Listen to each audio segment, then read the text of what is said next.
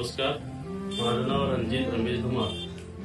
मी 2019ला एक अचानक आजारी पडलो होतो व दवाखान्यात गेल्यानंतर मला समजले की माझी दोन्ही किडन्या फेल झालेल्या आहेत आणि त्यासाठी मला बराच मोठा खर्च सांगितला होता आणि तो खर्च मला झेपण्यासारखा नव्हता।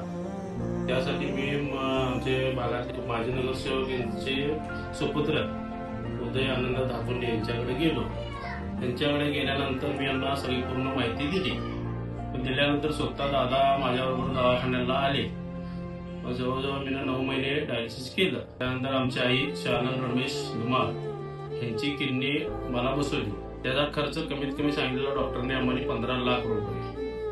त्याच्यामध्ये सगळ्यात मोठा जो आधार असेल किंवा सगळ्यात मोठा जो देणगी जी दिली आहे ते उदय धापुंडे साहेबांनी आम्हाला दिलेली आहे। आणि असा नगरसेवक आणि असा एक व्यक्ती मिळणं चांगलीच गोष्ट आहे। म्हणजे आपल्या भागाला हे चांगलीच गोष्ट आहे की असला माणूस आपल्याला मिळाला पाहिजे आणि ह्यासाठी तुम्ही सगळ्यांनी मिळून दादाला निवडून आणायचंच आहे आणि त्यांना ते मतदान करायचं आहे असं माझी नम्र विनंती आहे।